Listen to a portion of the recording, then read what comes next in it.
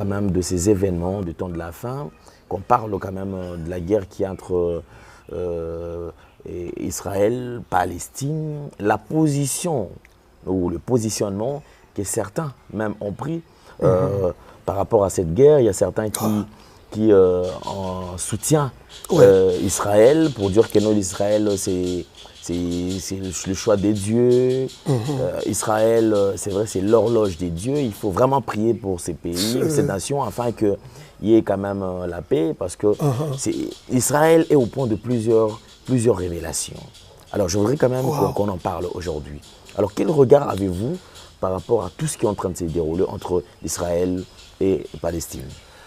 Merci beaucoup, mon frère Alain. C'est une question très importante. Pourquoi je dis que c'est une question très importante?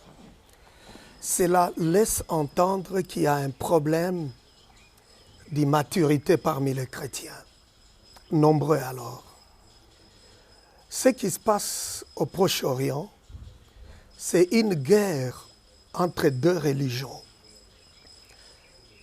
l'islam et le judaïsme.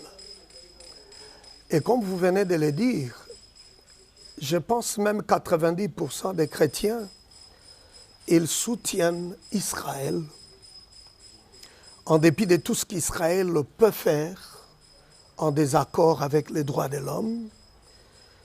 C'est sur la base et surtout d'une mauvaise interprétation de plusieurs textes de la Bible.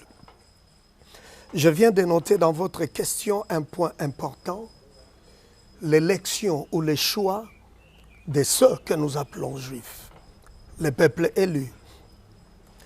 Bien, j'ai eu à poser cette question aux étudiants à la faculté de théologie une fois. Et la question était celle-ci. Israël est-il toujours, ou les Juifs, est-il toujours le peuple élu de Dieu? C'était ça la question. Parce que sur le plan biblique, on voit comment Dieu a choisi Israël. Maintenant, la question, si j'arrive à dire que mon frère Alain, c'est lui l'élu, c'est lui qui a été choisi, qu'est-ce que cela veut dire? Cela laisse entendre que vous avez été choisi parmi 2, 3 ou plusieurs personnes. Et vous avez été choisi pour une mission très claire. Parlons d'Israël, qui a été choisi alors parmi tant d'autres nations pour une mission très claire. Et la mission, c'est laquelle? C'est là que nous sommes en train ici de rappeler aux chrétiens de ne pas minimiser la parole de Dieu. Israël a été choisi parce que Dieu a voulu lui donner le culte que Dieu voulait pour que Israël apprenne à adorer le véritable Yahweh. Et c'est aussi pour que Israël, à travers lui, que le Messie vienne. Que Israël amène le Messie au monde. Ça, c'est la mission que Yahweh lui confie. Alors, nombreux dans la faculté m'ont répondu ce jour-là, oui, Israël ou les Juifs est toujours le peuple élu. Alors, quand j'ai posé ces quelques questions, la définition de ces mots élection ou choix, alors ils vont se rendre compte, c'est ce que j'attendais d'eux, que Israël, choisi par Dieu, a déjà réalisé cette mission que Dieu lui avait confiée, laquelle, qu'à travers Israël, que le Messie vienne. Alors, si nous qui sommes chrétiens, parce que nous croyons, et c'est la vraie, que Jésus est déjà venu, il est mort, ressuscité, monté au ciel, il est assis à la droite du Père, et nous croyons qu'il va revenir prendre l'Église, allons-nous continuer à dire qu'Israël est toujours le peuple élu? Alors, il sera cette fois-là choisi pour quelle autre mission? Parce que le Messie est déjà venu, mais Israël ne l'a pas reconnu, ne l'a pas accepté. Maintenant, l'apôtre Paul va expliciter cela dans son épître aux Galates, chapitre 3, verset 28. Écoutez ce que Paul dit, et cela est très important. Il dit, il n'y a plus ni juif, ni grec. Il n'y a plus, ça c'est très important, parce qu'il dit, il n'y a plus. Ni esclave, ni libre, il n'y a plus ni homme, ni femme, car tous vous êtes un en Jésus-Christ. Et les Juifs, et vous, mon frère Alain, et moi, en Christ, nous sommes un. C'est-à-dire quoi? C'est lui qui ne croit pas en Jésus, qui ne l'accepte pas, malgré son appartenance ethnique, ne peut pas être sauvé s'il n'accepte pas Christ. Donc la condition ou la seule voie pour le salut, c'est accepter Jésus-Christ. C'est pour cette raison, je dis, la mission pour laquelle Dieu a appelé Israël, c'est déjà réalisé, c'est clair, parce que le Messie est déjà venu. Dieu voulait qu'à travers ce peuple que Christ vienne. Est-ce que Christ est déjà venu? Mais parce qu'eux ne croient pas que Jésus est le Messie, c'est la raison pour laquelle ils pensent qu'ils sont encore le peuple élu. Mais nous, nous disons que Jésus est le Messie, il est déjà venu et il va revenir. Allons-nous continuer à dire que Israël ou les Juifs est toujours le peuple élu? Alors, cette fois-là, sera élu, choisi pour quelle autre mission? C'est ce qui est très important. Regardez tout ce qui se passe. Parce que les chrétiens, d'une façon aveugle ou par ignorance, nombreux sont des fanatiques aveugles, soutiennent tous les actes barbares d'Israël. Ah oui, ah oui. Le problème, c'est quoi, mon frère Alain? C'est une vieille querelle. Ça ne date pas d'aujourd'hui. C'est là que je pense à ce qu'on appelle la déclaration dite de Balfour. C'est une déclaration d'un certain Balfour qui était ministre des Affaires étrangères au Royaume-Uni, et c'est en 1917, sa lettre qu'il a donnée à un certain Lord Rothschild, lui c'était le représentant de la communauté juive en Grande-Bretagne. Alors cette lettre, c'était pour soutenir l'installation, on appelle ça les foyers national pour les Juifs en Palestine, et une région qui était, à cette époque, parce que c'est pendant la Première Guerre mondiale, était occupée par l'Empire ottoman. Alors, pour les Juifs, il fallait que cette organisation qu'on appelle les sionistes, parce que le sionisme, c'est quoi? C'est une organisation politico-religieuse, avec mission de trouver de l'espace pour ceux qu'on appelle les Juifs. Et c'est comme ça qu'ils ont livré cette guerre pour installer les Juifs dans cette partie qu'on appelle la Palestine. Alors c'est cette guerre qui continue, c'est ces conflits qui continuent jusqu'à aujourd'hui, parce que pour les Juifs, c'est la conquête des territoires. Sur base, toujours, vous savez, aujourd'hui, le christianisme moderne, malheureusement, a été influencé négativement par le sionisme. Vous avez même des chrétiens, des pasteurs qui se font appeler chrétiens sionistes. Peut-être ils ne comprennent pas c'est quoi le sionisme. C'est un mouvement politico-religieux. Ils ont une mission politique, alors ils se basent sur la Torah. Ils font une mauvaise interprétation des Saintes Écritures pour occuper la terre. Voyez-vous.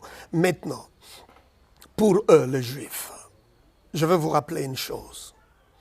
Quand les Juifs vont se recueillir devant le mur de lamentation, ils n'ont que 3 requêtes.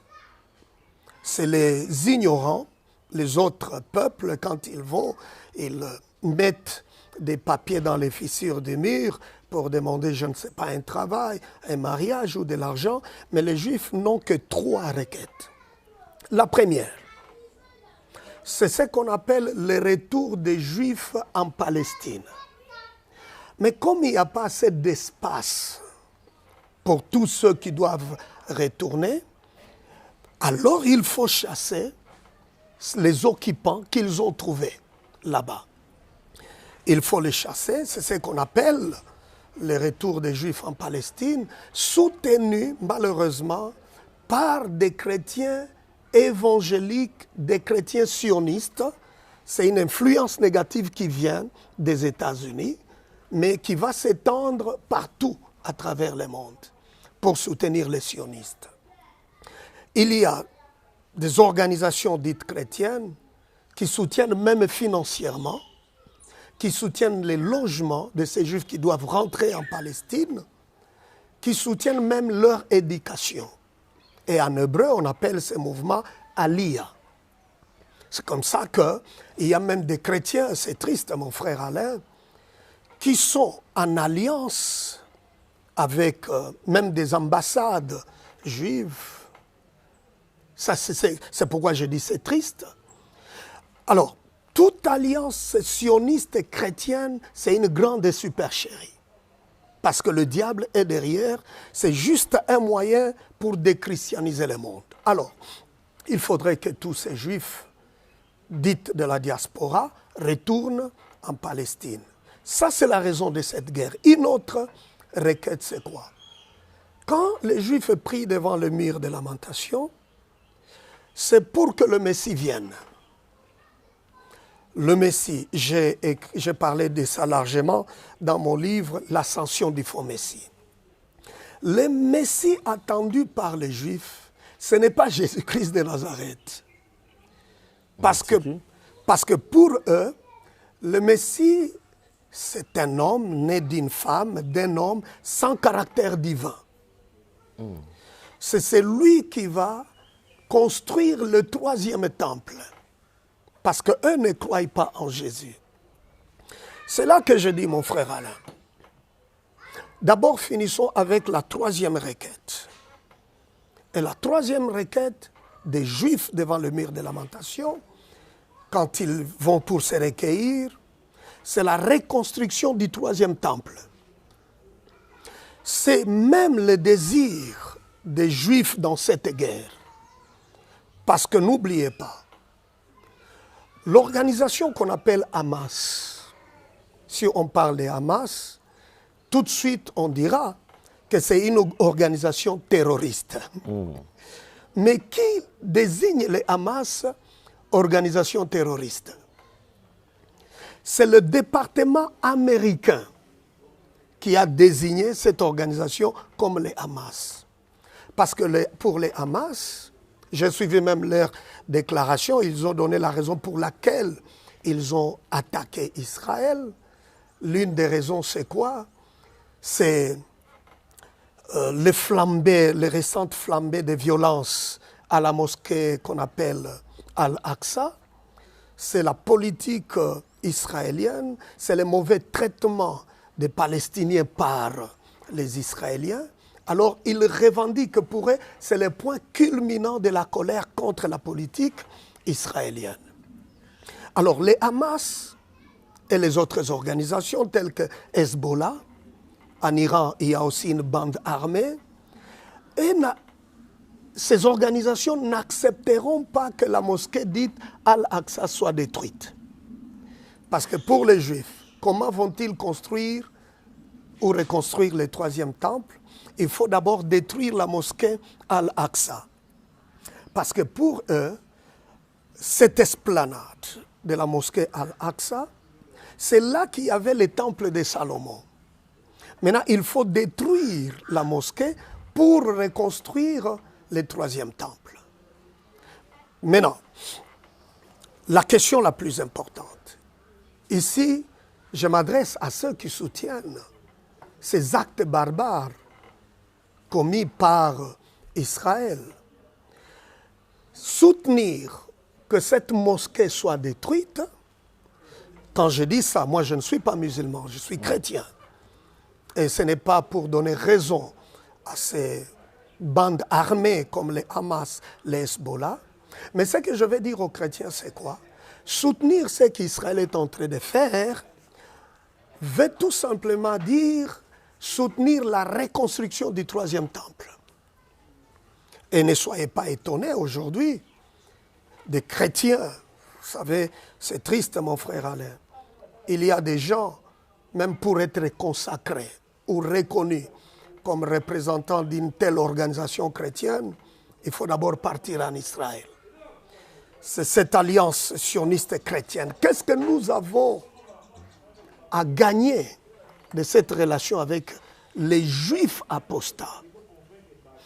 Soutenir cette guerre, soutenir Israël, veut tout simplement dire soutenir la reconstruction du troisième temple dont on n'a pas besoin. Parce que le troisième temple, le troisième temple, oui, je suis en train de dire, veut tout simplement dire recourir alors à l'effusion du sang des animaux. Parce que l'Épître aux Hébreux au chapitre 7 nous parle de Jésus comme le souverain sacrificateur, le grand sacrificateur. Et on n'a pas besoin d'autres sacrificateurs. Ceux qui ont existé dans l'ordre ancien religieux n'étaient que le type de Jésus-Christ et Jésus est l'antitype. On n'a plus besoin de recourir dans l'ordre ancien religieux parce que quand on parle de la reconstruction du troisième temple, c'est-à-dire il faut encore chercher les animaux, l'agneau et d'autres bêtes. Donc, toutes ces pratiques ne peuvent plus être utilisées. Non, parce que nous sommes déjà en Christ. Okay. Et comme nous sommes en Christ, nous sommes dans le meilleur, dans le parfait. Vous savez, prochainement, je vais vous présenter un ouvrage que j'ai déjà publié. C'est la conférence qu'on avait avec Papa Sita Luemba. Je parlais du sacerdoce corrompu. Et l'autre ouvrage, c'est la supériorité du sacrifice expiatoire du Christ. En Christ, nous sommes dans le parfait. Nous sommes dans le meilleur. Raison pour laquelle l'auteur de l'Épître aux Hébreux était en train de décourager les chrétiens d'origine juive à cause de la persécution, commençaient à tourner le dos à Christ et retourner dans le judaïsme, qui n'était que l'image, l'ombre des choses à venir. Ce qui veut dire qu'on n'a pas besoin d'un autre temple. Parce que Christ est déjà venu, raison pour laquelle lui-même, le Seigneur, avait prédit la destruction du temple. Et en 70, ce temple était détruit. Nous ne pouvons pas soutenir.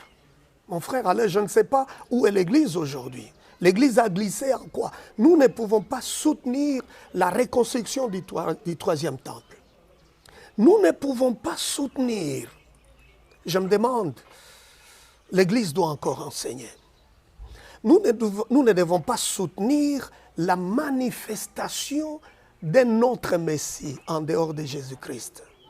Parce que le judaïsme apostat, tel que cela est soutenu par le sionisme, ne croit pas en Jésus comme Messie. Il faut, pour eux, selon les Talmuds, c'est lui qui viendra pour reconstruire le troisième temple, et voilà, c'est lui le libérateur qu'on appelle le Messie. Cependant, nous, Église, nous attendons l'enlèvement. Et le troisième temple, comme il est écrit dans Thessaloniciens, c'est là que l'Antichrist va entrer et à partir de là où il va s'autoproclamer Dieu, qui est le faux Messie, l'Antichrist. C'est ce qu'Israël est en train d'attendre. Et vous et moi, en tant que chrétiens, on ne peut pas soutenir ce qui est en train d'être fait. Parce que pour Israël, quand il parle, j'ai suivi la déclaration de Hamas, c'est aussi l'expansion de la conquête des territoires. Pour eux, ils disent, Dieu leur a donné tous ces territoires. Je vais vous dire une chose. Quand vous lisez Exode chapitre 22, je pense, ou 23, verset 31, Dieu parle des limites qu'il a données aux enfants d'Israël. Rappelez-vous que toutes ces limites-là, il y en a, le verset englobe 3 parties. Il y a la partie qui pointe sur la zone qu'on appelle Mont Sinaï. Et pendant la guerre d'Israël contre l'Égypte, Israël avait récupéré cette partie, mais comme il avait récupéré cette partie, mais après ce qu'on appelle les accords de Camp David, la partie a été restituée à la Palestine, à Égypte. Les combats que vous voyez aujourd'hui, comme je l'ai dit, c'est une vieille querelle. Si ils arrivaient à réussir dans l'expansion de la conquête des territoires, ça ne va pas s'arrêter là. Parce que la tradition du rabbinat croit qu'il faut même posséder également cette partie du mont Sinaï. Mais ce n'est pas seulement ça, parce que quand le verset parle du désert, c'est aussi cette partie de l'Arabie Saoudite. Ce qui est pratiquement impossible, mon frère, parce que, écoutez ce que dit Hébreux chapitre 11, verset 16, que nous n'avons pas une patrie terrestre, notre patrie est céleste. Et ça, ce n'était que l'image de la patrie céleste. Quand la Bible parle de cette promesse, Dieu parle de la possession perpétuelle. Ce n'est pas physique.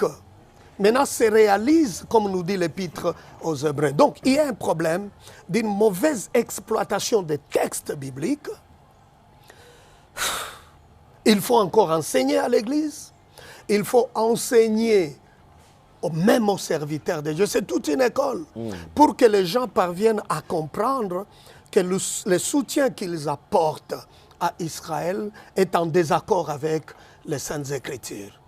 Et pour Israël, s'ils peuvent parvenir à détruire le Hamas, c'est leur objectif, détruire le Hamas, ça ne va pas s'arrêter là.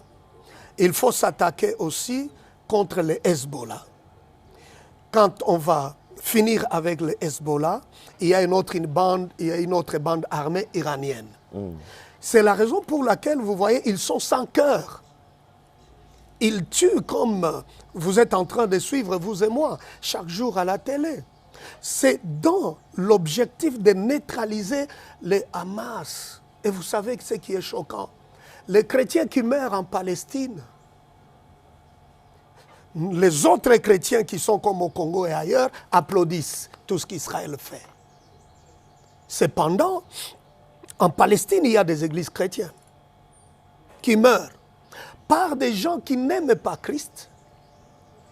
Je vous ai présenté l'autre fois mon livre, Le mur des lamentations, un veau d'or. Par des gens qui n'aiment pas Christ, qui n'aiment pas la nouvelle alliance, qui n'aiment pas les chrétiens. Et c'est comme ça qu'ils massacrent, mais les chrétiens soutiennent ces gens-là. Et vous savez, même les juifs orthodoxes, quand ils vous rencontrent en cours de route, ils crachent sur vous. Ils ne supportent pas les chrétiens, mais les chrétiens aveugles. Je dirais comme l'apôtre Paul, une fois il dit aux Galates, mais qui vous a envoûté? Donc nous avons des chrétiens, le christianisme est ensorcelé. Il est envoûté pour soutenir aujourd'hui ceux qui sont contre le Christ, mon frère. C'est très visible, il y a même un vent. Certains serviteurs de Dieu qui préfèrent aller, pour confirmer leur ministère, il faut aller en Israël. il faut apporter même le vêtement qui vient de là. Il faut apporter l'huile qui vient de là. Il faut même adopter même, certaines pratiques de là pour confirmer quand même le ministère. Je ne sais pas, donc cela veut dire que ces gens sont vraiment complètement perdus. Vous savez, nous avons deux catégories de personnes. Il y a des gens qui se lancent, qui glissent dans cette hérésie par ignorance. Et d'autres, ils sont conscients, mon frère, même si vous criez jour et nuit, même si vous dites il ne faut pas porter les talit, même si vous dites il ne faut pas mettre le chandelier dans l'église, même si vous dites un chrétien, vous n'avez aucune raison d'être en relation avec des rabbins qui ne croient pas en Jésus, parce que pour eux, Jésus, ils disent que Jésus c'est un bâtard. Les gens qui sont envoûtés, les gens qui sont conscients de ce qu'ils font, ils ne reculent pas, mon frère. Ils ne vont pas croire dans ce que vous dites. C'est la raison pour laquelle, regardez des textes comme le psaume 127. Vous entendez pendant ces temps, il y a des églises de pasteurs qui disent il faut prier pour Israël. Et ils se basent sur quel texte? J'ai discuté de ça avec les étudiants dans la faculté. Ils me présentent le psaume 127, le verset 6 qui dit « Demandez la paix de Jérusalem ». Alors moi je leur ai dit, que la Bible ne dit pas ici qu'il faut prier pour Israël. C'est David qui parle à ses compagnons de demander la paix, n'est-ce pas, pour Jérusalem. Jérusalem, c'est en dehors même de notre contexte, parce que Jérusalem, c'est à l'époque de David que Jérusalem a été choisi par Dieu comme la capitale, comme la cité là où Dieu a voulu mettre sa maison, qu'on appelle la demeure terrestre de Dieu. Et pour comprendre le verset 6 de Psaume 127, il faut commencer au premier verset qui dit quoi? Je suis dans la joie quand on me dit allons à la maison de l'Éternel. Jérusalem, il fallait à cette époque demander la paix de Jérusalem. Pour quelle raison? Parce que c'est là qu'il y avait la maison de l'Éternel. Et quand on parle de la maison de l'Éternel, c'est-à-dire il y a l'arche d'alliance, il y a l'autel, la demeure terrestre de Dieu. Et la Bible dit, nous montre clairement que la justice est administrée à Jérusalem. La Bible ne dit pas prier pour la paix d'Israël, de Jérusalem, déjà dans ces contextes-là. Mais cette maison de Dieu, et une chose qu'il faut ajouter là, c'est un psaume d'ascension, on appelle d'ascension, parmi les 15 psaumes. Il y en avait 15. Quand les pèlerins se dirigeaient vers Jérusalem, ils chantaient ces psaumes, ok? À cause de la maison de Dieu, ils étaient heureux d'aller à la maison de Dieu. Mais regardez cette maison de Dieu, que ce soit la tente ou le temple, rien n'existe aujourd'hui. Ce qui veut dire, nous chrétiens, quand on chante ces cantiques, ça nous rappelle un élément très important de prier pour l'Église, de prier pour l'unité de l'Église, de prier pour que les hérésies ne viennent pas diviser l'Église. Regardez ce qui se passe aujourd'hui à travers le monde. C'est sale, l'Église est divisée. Un groupe peut se soulever contre un autre groupe. Mais les gens ne prient pas pour l'Église, ils sont dans la distraction, aller en Israël, avoir un ami rabbin, et pour déchristianiser aujourd'hui le monde. Et le christianisme a perdu son impact, a perdu sa valeur à cause des gens qui ne comprennent pas les textes bibliques. Ce texte ne dit pas à l'Église de prier pour Israël, ça n'a rien à voir. Il faut remettre le texte dans son contexte. C'était pour les gens qui devaient se diriger à Jérusalem. C'est ainsi que, toujours le psaume 127, on veut des tribus de l'Éternel qui se rendent à Jérusalem selon la loi d'Israël. C'est ce que dit le verset 4. Mais la loi d'Israël, pas la loi des Congolais, pas la loi des Ivoiriens, des Camerounais, mais la loi d'Israël. Cette loi disait quoi? 3 fois l'an, les Juifs doivent se rendre à Jérusalem. Lors de la fête de Pâques, la fête des tabernacles. Avant la fête des tabernacles, c'était la fête de Pentecôte. Donc, on commence avec la fête de Pâques, la fête de Pentecôte et la fête des tabernacles. Alors, quand ils se rendaient là-bas, c'était pour écouter les oracles de Yahweh, mais aussi pour louer l'Éternel. C'est ce que le verset 4 appelle selon la loi d'Israël. Vous comprenez? Et on parle des 12 tribus d'Israël. Ce n'est pas un passage, un verset biblique adressé aux nations pour dire aujourd'hui, quand bien même Israël va tuer les Palestiniens, et puis on dit, il faut prier pour les criminels. La Bible ne dit pas ça, mon frère. Vraiment. Je crois que nous avons quand même... nous avons été éclairés par rapport à tout cela. Je crois qu'on va chuter avec une question en ce qui concerne... parce qu'on va avancer petit à petit. Merci. Mais cette question, je crois qu'elle est aussi importante. Si les gens peuvent avoir quand même votre point de vue par rapport à tout ce qui est en train de se passer aujourd'hui dans l'église de Réveil. On a vu la course au pouvoir. On se dit qui est légitime, qui ne l'est pas. C'était les moments... Et on voit que ça tue à balles réelles maintenant. Et on se dit, Wow. c'est vraiment l'Église où nous sommes? C'est la politique ou nous sommes dans les mondes? Non, malheureusement, mon frère Alain, je ne suis pas connecté à ce qui se passe. J'ai suivi quelques personnes en parler. Vous savez, je suis de l'ECC. Mon église d'attache, c'est 5e CELPA. Je suis très heureux, très épanoui à l'ECC. Donc, c'est triste. Mais vous savez, tout ce que je peux dire, très brièvement, quand vous lisez le livre des Actes des Apôtres, le diable a tenté par plusieurs moyens pour détruire l'Église, pour ralentir l'Église, pour stopper l'Église. Alors, il a utilisé les Sanhédrins, c'est-à-dire les chefs religieux, pour intimider et menacer les apôtres. Et en dehors de ça, il y a les apôtres qui étaient même emprisonnés, frappés.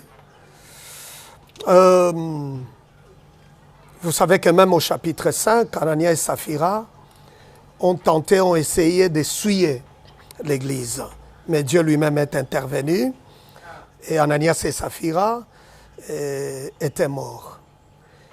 Mais comme le diable avait ouvert plusieurs fronts pour détruire l'Église et stopper la ralentir, et il a échoué, alors il a essayé au chapitre 6 pour diviser l'Église, comme il y a une expression en français qui dit diviser pour mieux régner. Alors il a tenté, il y a eu des murmures, les veuves des Juifs hellénistes qui n'étaient pas bien entretenus, et voilà, il y a eu des problèmes. Heureusement que les apôtres étaient intervenus pour résoudre ces problèmes. Quand le diable échoue par plusieurs fronts, ce qu'il fait, c'est quoi? C'est diviser l'Église. C'est de tenter de diviser le corps du Christ. Il peut soulever un groupe contre un autre. Et quand les sages n'arrivent pas à résoudre ces problèmes, c'est l'échec de plusieurs personnes.